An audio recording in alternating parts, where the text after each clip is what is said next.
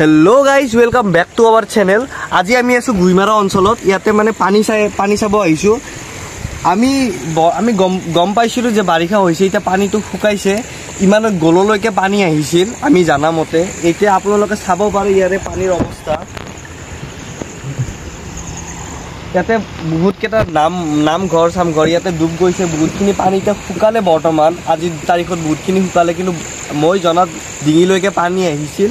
আৰু আমি আপোনাৰ ৰাস্তাৰ পৰিৱেশটো দেখাম আৰু ইয়াৰে মানে অঞ্চলটোৰ পৰিৱেশটো দেখাম আজি। এইটো এটা মথাউৰিয়ে হয়, ইয়াতে মানুহবিলাকে আশ্ৰয় লৈছে, মানে বহুতৰ ঘৰ মথাউৰিৰ তলত থাকে বা ইটো বাৰে সিটো বাৰে থাকে। তাৰে তলত থাকিলে মানে পানী যিহেতু পানীটো বাঢ়ি যায় গতিকে মথাউৰিৰ ওপৰতে আশ্ৰয় লৈছে বহুতখিনি। আৰু গৰু ছাগলী সেইবিলাকৰ ৰাস্তাৰ ওপৰতে টেণ্ট বান্ধি থৈ দিছে। চিফমাত এতিয়া আপোনালোকক মই গুইমাৰা অঞ্চলৰ অলপ বানপানীৰ পৰিস্থিতি দেখাই আছো, কেনেকুৱা পৰিস্থিতি হৈছে, মানুহবিলাকৰ অৱস্থা কেনেকুৱা হৈছে আপোনালোকে চাই থাকক।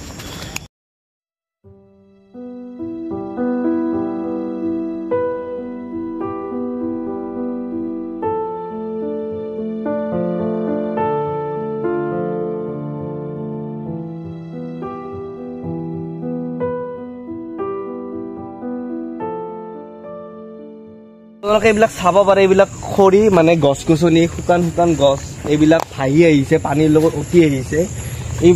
এইবিলাক ইয়াতে ৰৈ গৈছে, মানুহবিলাকে এইবিলাক ধৰি ৰাখিছে যাতে পানী আহিলেও এইবিলাকে অলপ সংৰক্ষণ কৰি ৰাখে জাগাখিনি যাতে বেছি ধ্বংস নহয়, তাৰ কাৰণে মানুহবিলাকে এইবিলাক ধৰি ৰাখিছে। এইবিলাক পানীত ভাহি আহিছে, এইবিলাক ইয়াৰে নহয়। এইবিলাক চাব পাৰে ৰছী বান্ধি থৈ দিছে, এইবিলাক গছ গছনিবিলাক শুকান এইবিলাক খানি এইবিলাকত পিছত কামত আহিব, খৰি কৰিব এইবিলাকত যদি ভাত চাত বনাব পাৰিব। এইখিনি জাগাখিনি আপোনালোকে চাওক পানী কিমান বাঢ়িছে। এইবিলাক ফিল্ড আছিল, এইবিলাকতো পানী উঠিছে, এইবিলাক নদীৰ পানী।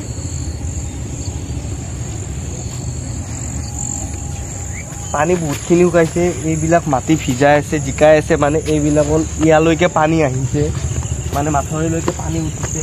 এতিয়া প্ৰায় মানুহে এতিয়া মাছ মাৰি আছে আৰু নিজৰ কাম কৰি আছে। নদীটোৰ আপোনালোকে ঢৌ চাব পাৰে, কিমান কচু খৰি চৰি অতি ভাগি আহিছে।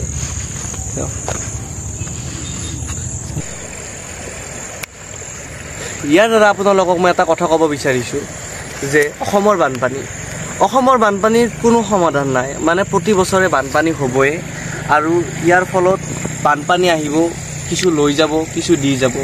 আৰু এটা কথা ইয়াৰ পৰা মই আপোনালোকক ক'ব বিচাৰিছোঁ যে চৰকাৰে এইটো ক্ষেত্ৰত কৰিব ইচ্ছা কৰিলে কৰিবও পাৰে আৰু ইচ্ছা কৰিও একো কৰিব নোৱাৰে, কাৰণ এইটো বানপানী হয়, এইটো নেচাৰেল বস্তু হয়, প্ৰতি বছৰে আহিব আৰু কিবা লৈ যাব। এইটো কথা আমি দুখ কৰি লাভ নাই, কিন্তু চৰকাৰে ইচ্ছা কৰিলে কিবা কৰিব পাৰে যাতে মানে মানুহবিলাকৰ কোনো প্ৰব্লেম নহয়, সেনেকুৱা কৰিব পাৰে। ইয়াৰে মানুহবিলাক যিখিনি মানে প্ৰতি বছৰে বানপানীত মানে পীড়িত হয়, সেইবিলাক মানুহ চৰকাৰে যিহেতু জানে প্ৰতি বছৰে বানপানী হ'ব বুলি, চৰকাৰে এইটো ডিচিশ্যন ল'ব লাগে যে সেইবিলাক মানুহ সংস্থাপন দিব লাগে এটা জাগাত, যাতে প্ৰতি বছৰে যেতিয়া বানপানী হয় বা এইখিনি জাগাততো হ'বই, এনেকুৱা ক্ষেত্ৰত সিহঁতক পাৰ্মানেণ্টলি এঠাইত জাগাত শ্বিফ্ট কৰি দিব লাগে যাতে সিহঁতে এইটো ফেচ কৰিব কেতিয়াও নালাগে। আৰু এইবিলাক আপোনালোকে চাওক, এইবিলাক খৰি ভাহি আহিছে, এইবিলাক জাগা এইবিলাক চব নদী লৈ আহিছে বস্তুবিলাক। এইবিলাক তলত আছে গোটেইখিনি, এইবিলাক গোটেই জমা হৈ আছে। মই এতিয়া সেই জাবৰৰ ওপৰত বহি কিনে আপোনালোকৰ সৈতে ভিডিঅ' কৰি আছোঁ, আপোনালোকক মানে জনাই আছোঁ। এইখিনি লেতেৰা জেগাত তথাপিও বহি আছোঁ, কাৰণ কি মই আপোনালোকৰ সৈতে বস্তুখিনি অৱগত কৰিব লাগে যে বানপানী কি দিয়ে আৰু কি নিয়ে, আৰু চৰকাৰে এইটো কথা কি কৰিব লাগে সেইটো কথা আপোনালোকে জনাটো উচিত। আজি আমাৰ অসমৰ মামা আপোনালোকে জানে, মানে CM হেমন্ত বিশ্ব ডাঙৰীয়া আহিছিল, তেখেত এই গুইমাৰা অঞ্চলতে আহিছিল আৰু ইয়াৰে পৰিৱেশটো সকলোখিনি চাই গৈছে। ইয়াত তেখেতে এইটোৰ বিষয়ে কি বা কৰে সেইটো পিছত গম পোৱা যাব নিউজৰ পৰা। এতিয়া বৰ্তমান এইখিনি এৰিয়াৰ অৱস্থা বহুত বেয়া। এতিয়া বৰ্তমান এইখিনি এৰিয়াৰ অৱস্থা বহুতেই বেয়া, খুবেই বেয়া। মানে আপোনালোকে চাব পাৰে পৰিৱেশটো, আমি যিহেতু যাওঁতেও বস্তুখিনি আপোনালোকক দেখাম কি কেনেকুৱা পৰিস্থিতি হৈছে।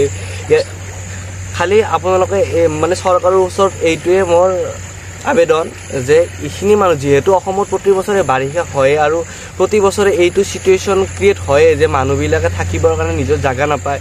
সো চৰকাৰৰ ওচৰত এইটোৱে আবেদন যে তেখেতে ইয়াৰে মানুহবিলাকক এটা ভাল ঠাইত সংস্থাপন দিব লাগে যাতে এইটো চিটুৱেশ্যন কেতিয়াও ফেচ নহয়, কেতিয়াও ক্ৰিয়েট নহয়। আৰু ইয়াতে ডিঙিলৈকে পানী হৈছিল মই জানিব মতে, কাৰণ আপোনালোকে চাব পাৰে কিমানখিনিলৈকে ওপৰত জাবৰ জোঁথৰ উঠি গৈছে।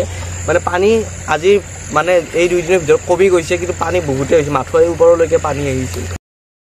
মাথোঁৰিৰ ওপৰতে আছোঁ, কিন্তু আপোনালোকে চাওক মাথোঁৰিৰ ওপৰত কিমানলৈকে জাবৰ জোঁথৰ গৈছে, এইখিনিতো খুবেই তলত, তথাপিও বহুতেই ওপৰত আহিছে।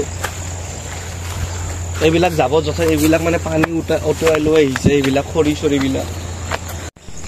দিয়ক বাৰু গাইজ, এতিয়া মই বানপানীৰ কথাটো ইয়াতে সামৰিলোঁ। এতিয়া আপোনালোকে কি কৰিব পাৰে কৰক, মানে চৰকাৰে এইটো বিষয়ত কি পদক্ষেপ আগবঢ়ায় এইটো চৰকাৰৰ ওচৰত থাকিল।